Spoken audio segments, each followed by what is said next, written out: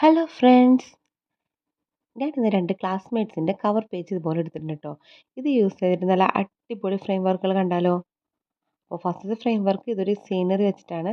Next ഒരു photo ഫ്രെയിമാണ് കേട്ടോ. ഫസ്റ്റത്തെ വർക്ക് കാണുന്നതിന് മുമ്പായിട്ട് ചാനൽ എല്ലാവരും ഒന്ന് സബ്സ്ക്രൈബ് ചെയ്ത് സപ്പോർട്ട് ചെയ്യാം കേട്ടോ. അപ്പോൾ ഫസ്റ്റത്തെ ഈ ഒരു കവർ പേജ് എടുത്തിട്ടുണ്ട്. ഇതിൽ നിന്നും ഈ ഒരു പിക്ചർ ആദ്യം ഒന്ന് കട്ട് ചെയ്ത് മാറ്റുന്നുണ്ട് കേട്ടോ. കണ്ടില്ലേ, ഈ ഒരു രീതിയിൽ കട്ട് ചെയ്തെടുത്തിട്ടുണ്ട്. നെക്സ്റ്റ് നമുക്ക് വേണ്ടത് ഈ ഒരു സീനറിയുടെ അളവിൽ ഈ ഒരു പേപ്പറിലേക്ക് ഒന്ന് വരച്ചെടുക്കണം.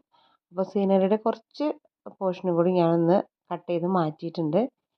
അതിനുശേഷം മുകളിലേക്ക് ഒരു 5 സെൻറ്റിമീറ്റർ ഇതുപോലെ ഒന്ന് അടയാളപ്പെടുത്തി കൊടുക്കുന്നുണ്ട് കേട്ടോ. 1 2 3 4 5 ഈ ഒരു രീതിയിലൊന്ന് മാർക്ക് ചെയ്ത് കൊടുക്കുന്നുണ്ട്.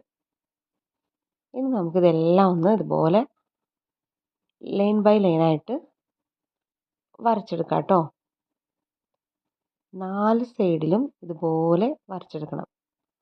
ഒരു കുട്ടി ഫ്രെയിം ഉണ്ടാക്കിയെടുക്കാൻ വേണ്ടിയിട്ടാണ് ഇതുപോലെ ചെയ്യുന്നത്.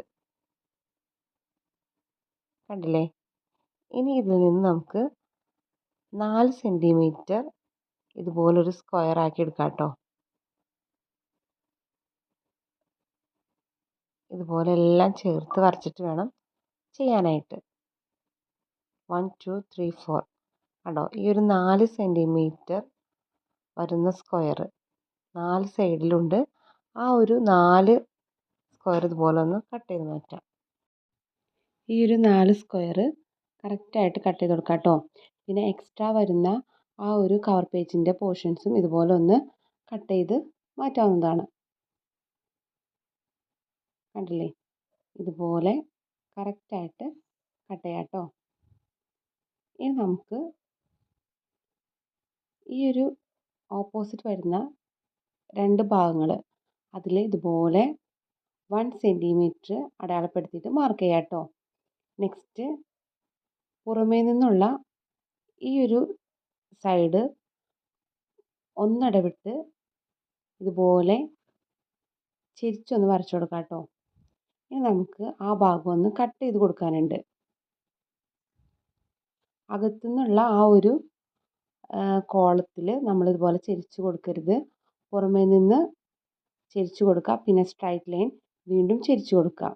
ഈ ഒരു രീതിയിൽ ഓപ്പോസിറ്റ് വരുന്ന 2 ഭാഗങ്ങളും കട്ട് ചെയ്ത് കൊടുക്കുക കേട്ടോ.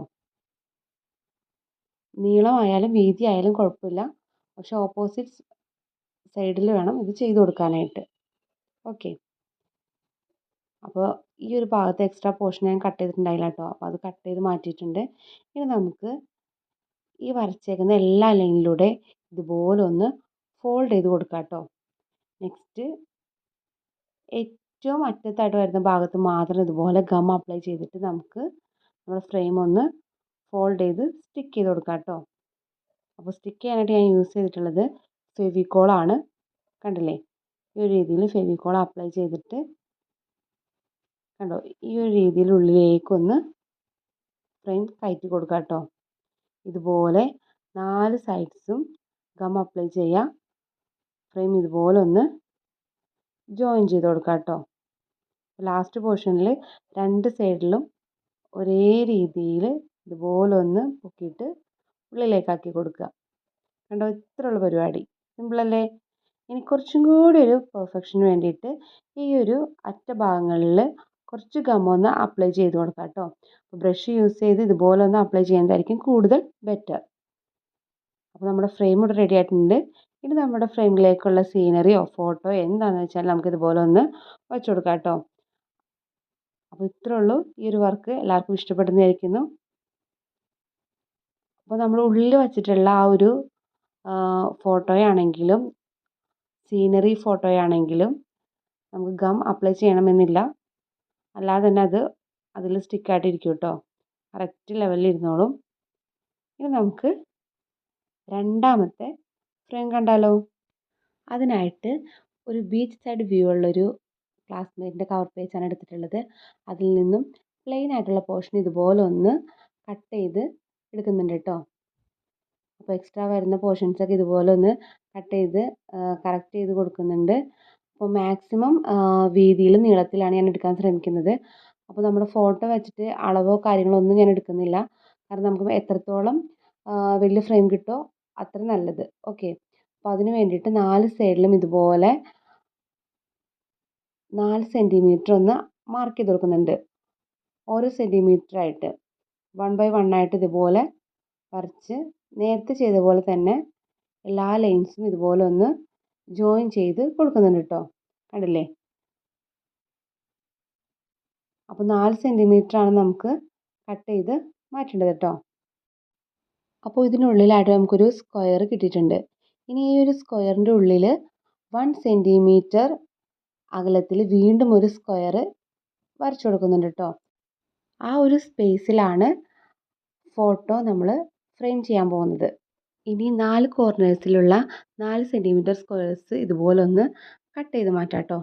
നെക്സ്റ്റ് ഓപ്പോസിറ്റ് വരുന്ന 2 സൈഡിൽ ഇതുപോലെ 1 സെൻറ്റിമീറ്റർ ഉള്ളിലേക്ക് അടയാളപ്പെടുത്തിയതിന് ശേഷം കണ്ടില്ലേ, ഈ ഒരു രീതിയിൽ പുറമേ നിന്ന് ചെരിച്ച് അതിന് ശേഷം സ്ട്രൈറ്റ് ആയിട്ട് വീണ്ടും ചെരിച്ച് ഇതുപോലെ ഒന്ന് കട്ട് ചെയ്ത് കൊടുക്കുന്നുണ്ട് കേട്ടോ. ആ ഒരു 4 സെൻറ്റിമീറ്റർ വരുന്ന ഭാഗത്താണ് ഇത് ചെയ്യുന്നത്. അപ്പോൾ ഉള്ളിൽ നിന്ന് കട്ട് ചെയ്യരുത്, പുറമേ നിന്ന് വേണം ഫസ്റ്റ് ചെരിച്ച് പിന്നെ സ്ട്രെയിറ്റ് പിന്നെ വീണ്ടും ചെരിച്ച് ഇതുപോലെ ഒന്ന് കട്ട് ചെയ്ത് കൊടുക്കാം കേട്ടോ. അപ്പോൾ കൺഫ്യൂഷൻസ് ഒന്നും വേണ്ട, വീഡിയോ കണ്ടാൽ കറക്റ്റായിട്ട് മനസ്സിലാവുന്നതാണ്. എന്നിട്ട് നമ്മൾ വരച്ചിട്ടുള്ള എല്ലാ ലൈൻസിലൂടെ ഇതുപോലെ സ്കെയിൽ യൂസ് ചെയ്തിട്ടൊന്ന് ഫോൾഡ് ചെയ്ത് കൊടുക്കാം കേട്ടോ. ഇനി നമുക്ക് ഈ ഒരു ഫ്രെയിം ഒന്ന് ഫോൾഡ് ചെയ്ത് സ്റ്റിക്ക് ചെയ്ത് കൊടുക്കാം. അപ്പോൾ അതിന് വേണ്ടിയിട്ട് നമ്മളിതുപോലെ ഗം അപ്ലൈ ചെയ്തിട്ടുണ്ട്. ഗം അപ്ലൈ ചെയ്തിട്ട് നേരത്തെ ചെയ്ത അതേ മെത്തേഡിൽ തന്നെ ഇതുപോലെ ഫ്രെയിംസ് ഒന്ന് ഉള്ളിലേക്ക് മടക്കി കൊടുക്കാം കേട്ടോ. കണ്ടോ, വളരെ സിമ്പിളല്ലേ? ഇനി നമുക്ക് ഈ ഒരു കോർണേഴ്സിൽ പോയിൻറ്റഡ് ബ്രഷ് യൂസ് ചെയ്തിട്ട് ഇതുപോലെ ഒന്ന് ഗം അപ്ലൈ ചെയ്തിട്ട് സ്റ്റിക്ക് ചെയ്ത് കൊടുക്കാം കേട്ടോ. അപ്പോൾ കൂടുതൽ പെർഫെക്റ്റ് ആയിട്ട് നമ്മുടെ ഫ്രെയിം കിട്ടുന്നതായിരിക്കും. അപ്പോൾ ഞാനെടുത്തതിന് ഫോട്ടോ കുറച്ച് വലിപ്പം ഉണ്ടായിരുന്നു, പക്ഷേ നമുക്കത് ഉള്ളിലേക്ക് ഫോൾഡ് ചെയ്ത് നല്ല രീതിയിൽ വയ്ക്കാൻ പറ്റുന്നുണ്ടായിരുന്നു കേട്ടോ. നല്ല അടിപൊളിയായിട്ടൊരു ഫോട്ടോ ഫ്രെയിം ഇവിടെ സെറ്റ് ആയിട്ടുണ്ട്. അപ്പോൾ ഇതുപോലെ നല്ല കളർഫുള്ളായിട്ടുള്ള അട്രാക്റ്റീവ് ആയിട്ടുള്ള നോട്ട്ബുക്ക് ആർ പേജ് യൂസ് ചെയ്തിട്ട് നമുക്ക് വീട്ടിൽ തന്നെ അടിപൊളി ഫ്രെയിംസ് ഉണ്ടാക്കിയെടുക്കാം. വീഡിയോ ഇഷ്ടപ്പെട്ടവരൊന്ന് ലൈക്ക് ചെയ്യാനും ഷെയർ ചെയ്യാനും സബ്സ്ക്രൈബ് ചെയ്യാൻ മറക്കില്ല കേട്ടോ. അതുപോലെ ഏത് ഫ്രെയിമാണ് കൂടുതൽ ഇഷ്ടപ്പെട്ടതെന്ന് കൂടി ഒന്ന് കമൻറ്റ് ചെയ്യണേ. താങ്ക്